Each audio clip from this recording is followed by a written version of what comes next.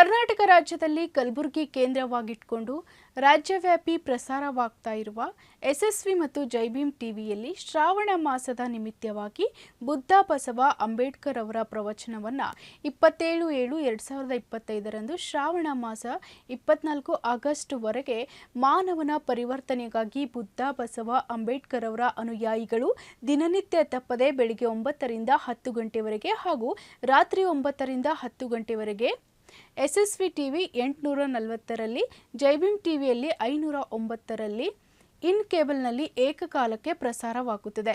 ಪ್ರಸಾರದ ನಂತರ ವಾಟ್ಸಪ್ ಹಾಗೂ ಫೇಸ್ಬುಕ್ನಲ್ಲಿ ವೀಕ್ಷಿಸಬಹುದು. ಈ ಪ್ರವಚನವನ್ನು ಕುಟುಂಬ ಸಮೇತ ವೀಕ್ಷಿಸಿ ಇದರಂತೆ ನಡೆದರೆ ನಿಮ್ಮ ಸುಖ ಸಂಸಾರ ಸುರಳಿತ ಸುಖವಾಗಿ ಬಾಳಬಹುದು. ಈ ಪ್ರವಚನದಲ್ಲಿ ಸತ್ಯ, ಧರ್ಮ, ನ್ಯಾಯ, ನೀತಿ ಒಳಪಟ್ಟಿರುತ್ತದೆ ಹಾಗೂ ಮಾರ್ಗದರ್ಶಕವಾಗುತ್ತದೆ. ವೀಕ್ಷಿಸಬಹುದು. ಬಸವಂ ಭಕ್ತಿಗೆ ಮೂಲಂ ಬಸವಂ ಜಂಗಮಲೋಲಂ ಬಸವಂ ಕಾಲಂಗೆ ಕಾಲ ನನುಪಮಶೀಲಂ ಬಸವ ರಕ್ಷಿಪುದೆನ್ನ ಸಂಗನ ಬಸವ. ಲೋಕಪೂಜ್ಯರಾದ ಬುದ್ಧ ಬಸವ ಅಂಬೇಡ್ಕರರನ್ನು ಸ್ಮರಿಸಿಕೊಂಡು ಬಸವಾದಿ ಪ್ರಮಥರ ವಿಚಾರಗಳನ್ನು ಪ್ರತಿಪಾದನೆ ಮಾಡಲಿಕ್ಕೆ ಒಂದು ಈ ಮಾಧ್ಯಮದ ಮೂಲಕ ಸುವರ್ಣಾವಕಾಶ ಒದಗಿದೆ ಅಂತ ಹೇಳ್ಬೋದು. ವಿಶ್ವಗುರು ಬಸವಣ್ಣನವರು ಅನೇಕ ವಿಚಾರಗಳನ್ನು ಲೋಕ ಕಲ್ಯಾಣಕ್ಕಾಗಿ, ಜನ ಕಲ್ಯಾಣಕ್ಕಾಗಿ, ಜನರ ಹಿತಕ್ಕಾಗಿ ವಚನಗಳನ್ನು ರಚನೆ ಮಾಡಿ ಹೋಗಿದ್ದಾರೆ. ಆ ವಚನಗಳು ನಮಗೆ ಪಚನವಾದರೆ ಸಾಕು, ನಮ್ಮ ಜೀವನ ಸಾರ್ಥಕವಾಗುತ್ತದೆ. ವಚನಗಳು ಭಾಳ ಜನರಿಗೆ ಪಚನವಾಗ್ತಾ ಇಲ್ಲ. ಹೀಗಾಗಿ ಸಮಾಜ ಚಲನಶೀಲತೆ ಕಳೆದುಕೊಳ್ತಾ ಇದೆ. ನಿಂತು ನೀರಾಗಿ ಮಲಿನಗೊಂಡು ವಾಸನೆ ಬರುವಂತಾಗಿದೆ. ಸಮಾಜ ಶುಚಿಯಾಗಿರಬೇಕಾದರೆ ಏನು ಮಾಡಬೇಕು ಅಂತ ಕೇಳಿದರೆ ನೀರು ಹರಿಯುತ್ತಿರಬೇಕು, ಗಾಳಿ ಸುಳಿದಾಡುತ್ತಿರಬೇಕು. ಹಾಗೆ ಜನರ ಬದುಕಿನಲ್ಲಿ ವಚನ ಸಂಸ್ಕೃತಿ ಹರಿದಾಡಬೇಕು. ಅಂದಾಗ ಸಮಾಜ ಶುದ್ಧೀಕರಣವಾಗ್ತದೆ. ಸಾಂಸ್ಕೃತಿಕ ನಾಯಕ ಬಸವಣ್ಣ ಅಂತ ಕರ್ನಾಟಕ ಸರ್ಕಾರ ಘೋಷಣೆ ಮಾಡಿದ ಮೇಲೆ ಅವರ ಸಾಂಸ್ಕೃತಿಕ ವಿಚಾರಗಳನ್ನು, ಬದುಕನ್ನು, ಬರಹವನ್ನು ಜನರಿಗೆ ಮುಟ್ಟಿಸಬೇಕು. ವ್ಯಕ್ತಿ ಪ್ರಚಾರದಿಂದ ಯಾವ ಧರ್ಮ ವಿಚಾರಗಳು ಉಳಿಯೋದಿಲ್ಲ, ತತ್ವ ಪ್ರಚಾರದಿಂದ ಉಳಿತದೆ. ಅದಕ್ಕೆ ಬಸವಣ್ಣನವರ ವಿಚಾರಗಳ ಮೇಲೆ ಬೆಳಕು ಚೆಲ್ಲಬೇಕು. ಆ ಬೆಳಕು ಚೆಲ್ಲುವುದರ ಮೂಲಕ ಸಮಾಜದಲ್ಲಿ ಹೊಸ ಹೊಸ ಪರಿಕಲ್ಪನೆಗಳು ಮೂಡ್ತವೆ. ಸಮಾಜ ಶುಚಿಯಾಗಿರ್ತದೆ. ಬದಲಾವಣೆ, ಪ್ರಗತಿ, ಸುಧಾರಣೆ ತರಲಿಕ್ಕೆ ಸಾಧ್ಯ. ಅದಕ್ಕೆ ಬಸವಣ್ಣನವರು ಸಮಾಜವನ್ನು ತಿದ್ದಿದ್ದಾರೆ, ತೀಡಿದ್ದಾರೆ. ಅವರು ಜನರಿಗೆ ಉಣಲು ಕಲಿಸಿದರು, ಉಡಲು ಕಲಿಸಿದರು, ಬದುಕಲು ಕಲಿಸಿದರು, ಮಾತನಾಡಲು ಕಲಿಸಿದರು, ಸಮಾಜದಲ್ಲಿ ಹೇಗೆ ಬದುಕಬೇಕೆಂಬುದನ್ನು ಕಲಿಸಿದರು. ಅದಕ್ಕೆ ಅವರನ್ನು ನಾವು ಸಾಂಸ್ಕೃತಿಕ ನಾಯಕ ಅಂತ ಕರಿತೇವೆ. ಎಲ್ಲವನ್ನೂ ಕನ್ನಡಿಗರಿಗೆ ಕಲಿಸಿಕೊಟ್ಟು ಹೋದಂಥ ವಚನ ಸಾಹಿತ್ಯ ಇದೆಯಲ್ಲ, ಅದು ಒಂದು ಅಮೃತ ಇದ್ದ ಹಾಗೆ. ಅದಕ್ಕೆ ನಾವು ವಚನಾಮೃತ ಅಂತ ಕರಿತೇವೆ. ಈ ಜಗತ್ತಿನಲ್ಲಿ ಯಾವುದೂ ಅಮೃತವಾಗಿ ಉಳಿದಿಲ್ಲ. ಎಲ್ಲವೂ ವಿಷಕಾರಿ ಆಗ್ತಾ ಇರುವಾಗ ಅಮೃತವಾಗಿ ಉಳಿದಿರುವುದು ಕೇವಲ ವಚನಾಮೃತ.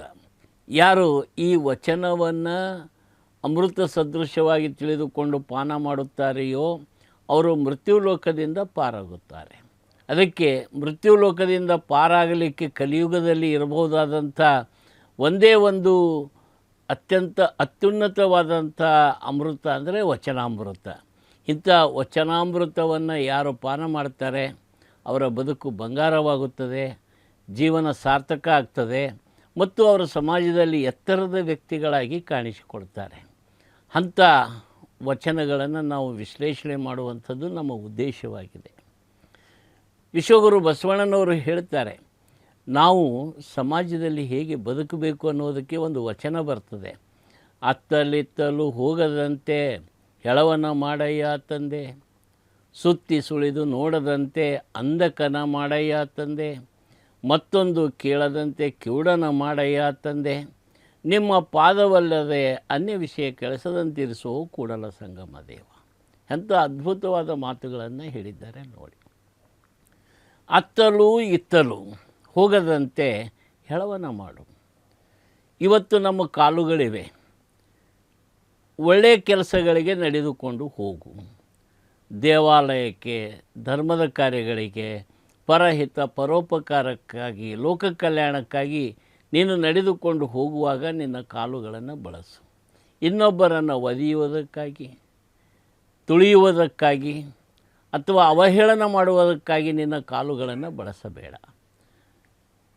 ಅತ್ತಲ್ಲಿತ್ತಲು ಹೋಗಬಾರ್ದು. ಅತ್ತಲು ಇತ್ತಲು ಅಂದರೆ ಬಾರಿಗೆ, ರೆಸ್ಟೋರೆಂಟಿಗೆ, ವೈನ್ ಶಾಪ್ಗಳಿಗೆ, ವ್ಯಭಿಚಾರದ ಕೆಲಸಕ್ಕೆ, ವ್ಯಸನದ ಕೆಲಸಕ್ಕೆ, 108 ಪಾಪದ ಕೆಲಸಕ್ಕೆ ಹೋಗಬೇಕಾದರೆ ದೇವರೇ ನನಗೆ ಕಾಲೇ ಇಲ್ಲದಂತೆ ಮಾಡು.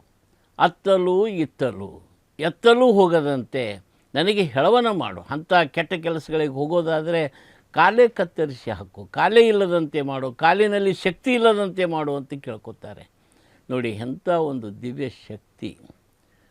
ಹೇ ದೇವರೇ ಪರಮಾತ್ಮ, ನನಗೆ ಒಳ್ಳೆಯ ಕೆಲಸಗಳನ್ನು ಮಾಡಲಿಕ್ಕೆ, ನಡೆದುಕೊಂಡು ಹೋಗಲಿಕ್ಕೆ ಶಕ್ತಿ ಕೊಡು. ಕೆಟ್ಟ ಕೆಲಸಗಳಿಗೆ ಶಕ್ತಿ ಕೊಡಬೇಡ.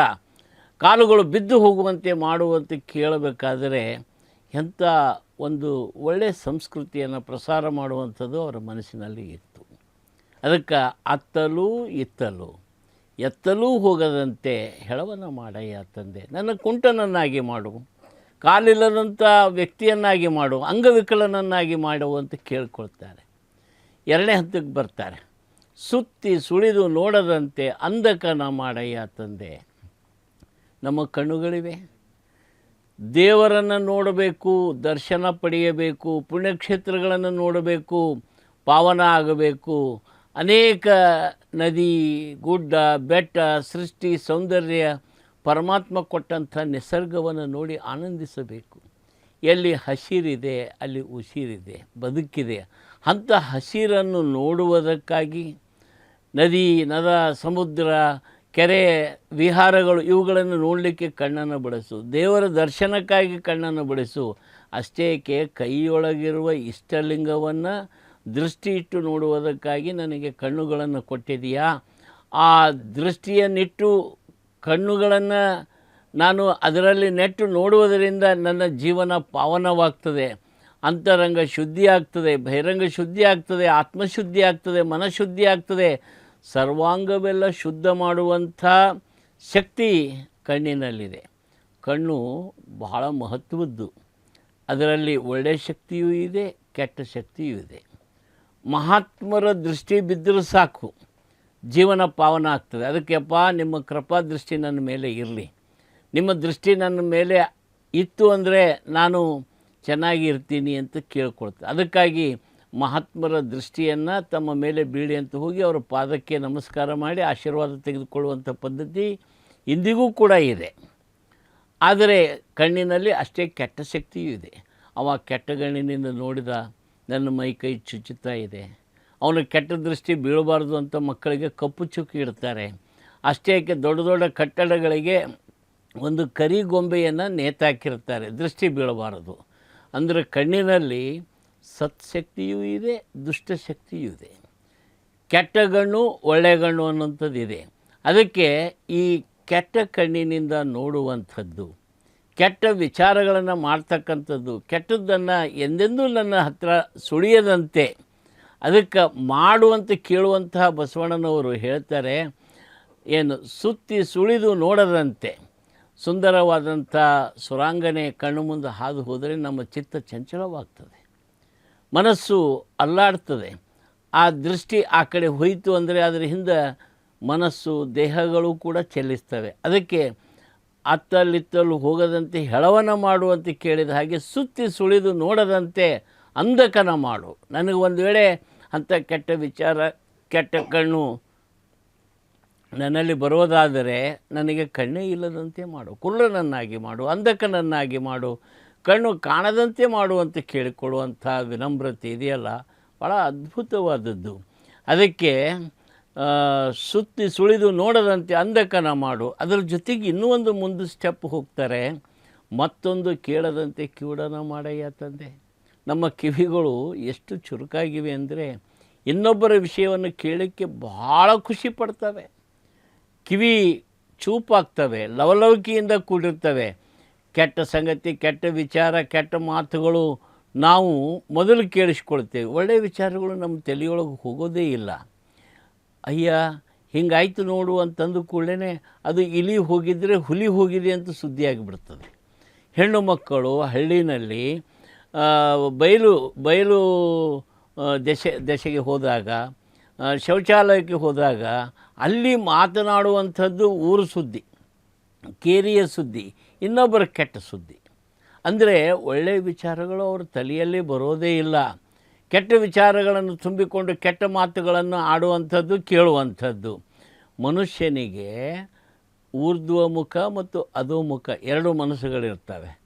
ಊರ್ಧ್ವಮುಖ ಅಂದರೆ ನಮ್ಮ ಮನಸ್ಸು ಮೇಲಕ್ಕೆ ಹೋಗುವಂಥದ್ದು, ಉನ್ನತ ವಿಚಾರಗಳನ್ನು ಮಾಡುವಂಥದ್ದು, ಒಳ್ಳೆಯ ವಿಚಾರಗಳ ತುದಿಗೆ ಹೋಗುವುದಕ್ಕೆ ಊರ್ಧ್ವಮುಖ ಅಂತೀವಿ. ಅಧೋಮುಖ ಅಂದರೆ ಕೆಳಮುಖ. ಕೆಳಗೆ ಅಂದರೆ ವ್ಯಸನದ ಮೂಲಕ, ಅನೇಕ ಕೆಟ್ಟ ಸಂಗತಿಗಳನ್ನು ಕೇಳೋದರ ಮೂಲಕ ನಮ್ಮ ಮನಸ್ಸು ಹರಿದು ಹೋಗಿಬಿಡುತ್ತದೆ.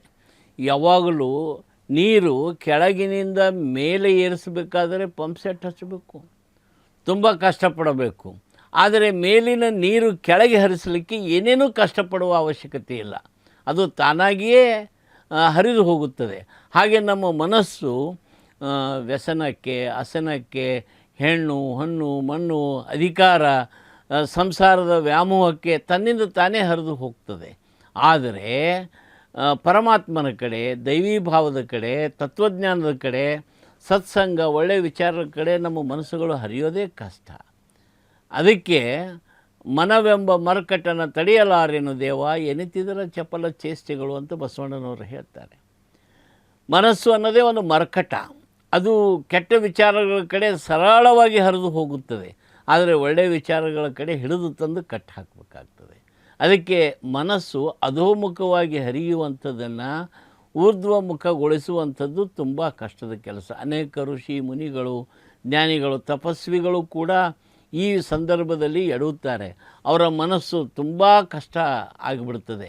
ವಿಶ್ವಾಮಿತ್ರ ಋಷಿ 99 ತಪಸ್ಸುಗಳನ್ನು ಮಾಡಿದ. ಇನ್ನೊಂದು ತಪಸ್ಸು ಮಾಡಿದರೆ ಇಂದ್ರ ಪದವಿ ಪ್ರಾಪ್ತ ಆಗ್ತಿತ್ತು. ಆದರೆ ಮೇನಕ್ಕೆ ಬಂದು ನೃತ್ಯ ಮಾಡಿದ ಕೂಡಲೇ ಆತ ಕಣ್ಣು ತೆರೆದು ಆ ಸುಂದರವಾದಂಥ ಮೋಹಿನಿ ರೂಪವನ್ನು ಕಂಡು ಚಲಿತ ಆಯಿತು ಚಿತ್ತ ಚಲಿತವಾದ ಕೂಡಲೇ ಆತ ಮಾಡಿದ ತಪಸ್ಸುಗಳೆಲ್ಲ ನೀರಿನಲ್ಲಿ ಹೋಮ ಮಾಡಿದಂತಾಗಿಬಿಡ್ತದೆ. ಅದು ಸಂಪೂರ್ಣ ನಿರ್ನಾಮವಾಗಿ ಬಿಡ್ತದೆ. ಆವಾಗ ಮತ್ತೆ ಯಥಾಸ್ಥಿತಿಗೆ ಬರ್ತಾನೆ. ಅದಕ್ಕೆ ಮನಸ್ಸನ್ನು ಅಧೋಮುಖವಾಗಿ ಹರಿಯಬಿಡುವಂಥದ್ದು ಇದೆಯಲ್ಲ, ಅದು ಸರಳ. ಅದನ್ನು ಮೇಲ್ಮುಖವಾಗಿ ತೆಗೆದುಕೊಂಡು ಹೋಗುವುದು ಇದೆಯಲ್ಲ, ತುಂಬ ಕಷ್ಟದ ಕೆಲಸ. ಅದನ್ನು ಋಷಿ ಮುನಿಗಳಿಗೂ ಕೂಡ ತೊಂದರೆಯಾಗಿದೆ, ಶರಣ ಸಂತರು ಮಹಾತ್ಮರಿಗೂ ಕೂಡ ತೊಂದರೆಯಾಗಿದೆ, ನಮಗೂ ಕೂಡ ಆಗ್ತದೆ. ಆದರೆ ಹರಿದು ಹೋಗುವ ಮನಸ್ಸನ್ನು ಹಿಡಿದು ಕಟ್ಟುವಂಥದ್ದು ಇದೆಯಲ್ಲ, ಇದು ಇಂದ್ರಿಯ ನಿಗ್ರಹದಿಂದ ಸಾಧ್ಯ ಇದೆ. ನಾವು ಪಂಚೇಂದ್ರಿಯಗಳಿವೆ, ಆ ಪಂಚ ಇಂದ್ರಿಯಗಳನ್ನು ನಾವು ನಿಗ್ರಹ ಮಾಡಬೇಕಾದ್ರೆ ತುಂಬ ಕಷ್ಟ ಆಗುತ್ತೆ. ಕಣ್ಣು ಸುಂದರವಾದುದನ್ನು ನೋಡಬೇಕು ಅಂತದೆ, ಕಿವಿ ಇಂಪಾದುದನ್ನು ಕೇಳಬೇಕು ಅನ್ನಿಸ್ತದೆ, ನಾಲಿಗೆ ರುಚಿಯಾದದನ್ನು ತಿನ್ನಬೇಕು ಅಂತ ಅನ್ನಿಸ್ತದೆ, ಮೂಗು ಸುವಾಸನೆಯನ್ನೇ ತೆಗೆದುಕೊಳ್ಳಬೇಕು ಅಂತ ಅನ್ನಿಸ್ತದೆ, ಚರ್ಮ ಮೃದುವಾದ ವಸ್ತುಗಳನ್ನು ಮುಟ್ಟಿ ಆನಂದಿಸಬೇಕು ಅನ್ನಿಸ್ತದೆ. ಪಂಚ ಇಂದ್ರಿಯಗಳು ಪಂಚ ದಿಕ್ಕಿನ ಹತ್ರ ಎಳ್ಕೊಂಡು ಹೋಗ್ತವೆ. ಅದಕ್ಕೆ ಒಂದು ಮೊಲಕ್ಕೆ ನಾಯ 9 ಬಿಟ್ಟಂತ ಐತೆ ಅನ್ನೋ ಮತಿ ಅಂತಾರೆ ಬಸವಣ್ಣನವರು. ಒಂದು ಮೊಲ ಬೇಟೆ ಹೇಳ್ತದೆ, ಆ ಬೇಟೆ ಹೊಡಿಲಿಕ್ಕೆ ಹೋದಾತ ಆ ಮೊಲ ಬಂದ ಕೂಡಲೇ 9 ನಾಯಿ ಬೆನ್ನು ಹತ್ತಿದ್ರೆ ಆ ಮೊಲದ ಪರಿಸ್ಥಿತಿ ಏನಾಗ್ಬೋದು. ಹಾಗೆ ನಮ್ಮ ಪಂಚ ಇಂದ್ರಿಯಗಳು ಒಂದು ಮನಸ್ಸಿಗೆ ಹರಿಯಬಿಟ್ಟು ಅದರ ಹಿಂದೆ ಓಡಿ ಹೋಗ್ತವೆ. ಇವು ಒಂದೊಂದು ದಿಕ್ಕಿಗೆ ಒಂದೊಂದು ಜೋಗುತ್ತವೆ. ಆವಾಗ ಮನುಷ್ಯ ತಾನಾಗಿ ಉಳಿಯಲು ಸಾಧ್ಯವಾಗುವುದಿಲ್ಲ. ಅದಕ್ಕೆ ಒಂದು ಮೊಲಕ್ಕೆ 9 ನಾಯಿ ಬೆನ್ನು ಹತ್ತಿದ ಹಾಗೆ ನಮ್ಮ ಪಂಚ ಇಂದ್ರಿಯಗಳು ಒಳ್ಳೆಯದರ ಕಡೆ ಹೋಗದೆ ವ್ಯಸನದ ಕಡೆ ಹರಿದು ಹೋಗುವಾಗ ಹಿಡಿದು ಕಟ್ಟುವುದು ಹೇಗೆ? ಇದು ಶರಣರಿಗೆ ಕಾಡಿದಂಥ ಪ್ರಶ್ನೆ. ಅದಕ್ಕೆ ಬಸವಣ್ಣನವರು ಅಂತಾರೆ, ಸುತ್ತಿ ಸುಳಿದು ನೋಡದಂತೆ ಅಂಧಕನ ಮಾಡಯ್ಯ ತಂದೆ. ನನಗೆ ಒಳ್ಳೆಯ ದೃಷ್ಟಿಯನ್ನು ಕಳೆದುಕೊಂಡು ಕೆಟ್ಟ ದೃಷ್ಟಿಯಿಂದ ನೋಡುವಂಥ ಪ್ರಸಂಗ ಬಂದರೆ ನನ್ನ ಕಣ್ಣೇ ಇಲ್ಲದಂತೆ ಮಾಡು. ನೋಡಿ ಹೇಗಿದೆ ಸ್ಟೆಪ್ ಬೈ ಸ್ಟೆಪ್ ಅವರು ಹೇಳುವಂಥದ್ದು.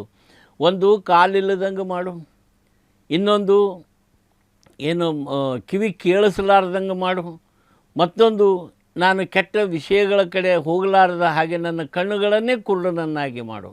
ಕೊನೆಗೆ ಅವ್ರು ಕೇಳುವಂಥದ್ದೇನು? ಹೇ ದೇವ, ಕೂಡಲ ಸಂಗಮ ದೇವ, ನಿನ್ನ ಪಾದವಲ್ಲದೆ ಅನ್ಯ ವಿಷಯ ಕೆಳಿಸದಂತಿರಿಸು.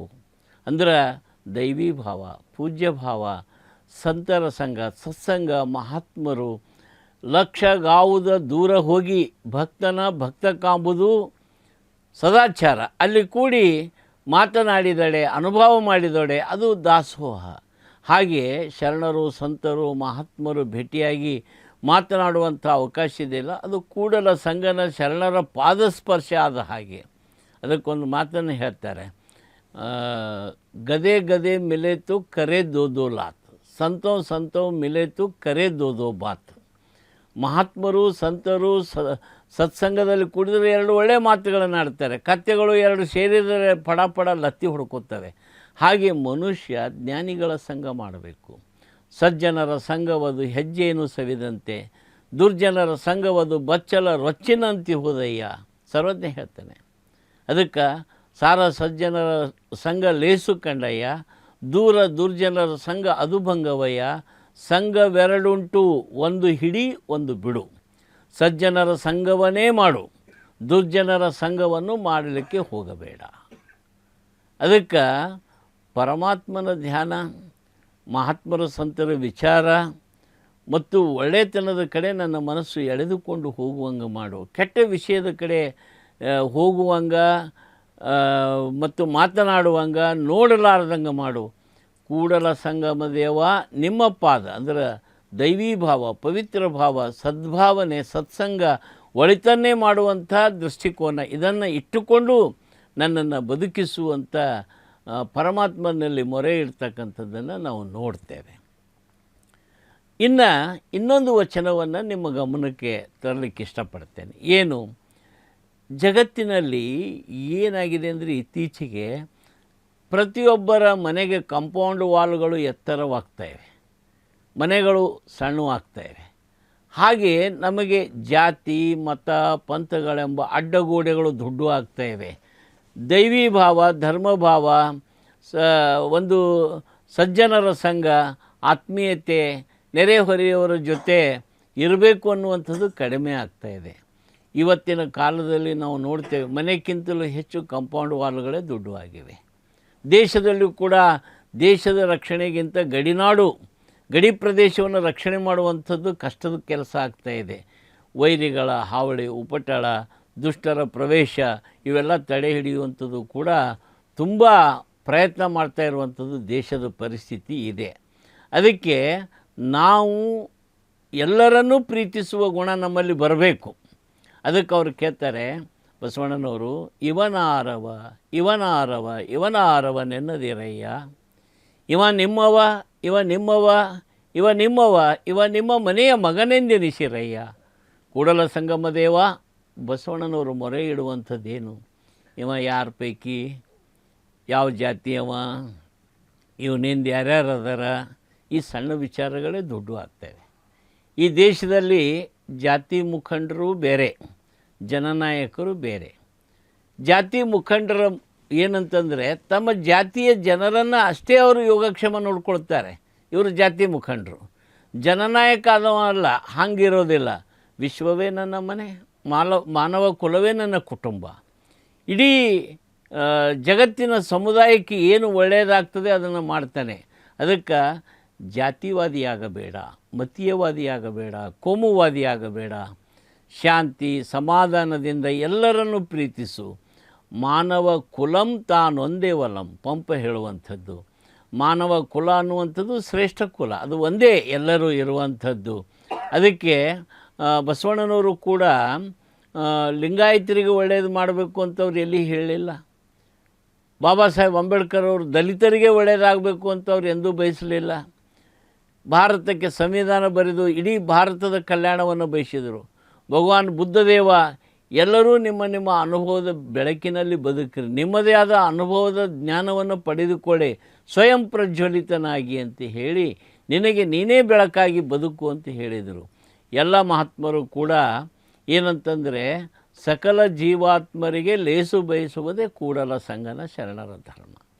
ನಮ್ಮ ಪೈಕಿ ನಿಮ್ಮ ಪೈಕಿ ನಮ್ಮ ಜಾತಿ ನಿಮ್ಮ ಜಾತಿ ಅನ್ನೋದು ಇವನಾರವ ನೆನ್ನದಿರಯ್ಯ, ಇವ ನಿಮ್ಮ ಮನೆಯ ಮಗ ಅಂತ ತಿಳ್ಕೊರಿ, ನಿಮ್ಮವ ಅಂತ ತಿಳ್ಕೊಳ್ರಿ. ಎಲ್ಲರನ್ನು ಪ್ರೀತಿಸುವ ವಿಶ್ವ ಕುಟುಂಬಿ, ವಿಶ್ವ ಮಾನವ ಕಲ್ಪನೆ, ಸರ್ವರಿಗೆ ಸಮಪಾಲು, ಸರ್ವರಿಗೆ ಸಮಬಾಳು, ಸರ್ವರೂ ಸುಖದಿಂದ ಇರಲಿ, ಸರ್ವೇ ಜನ ಸುಖಿನೋ ಭವಂತು ಉಪನಿಷತ್ತು ಹೇಳ್ತದೆ.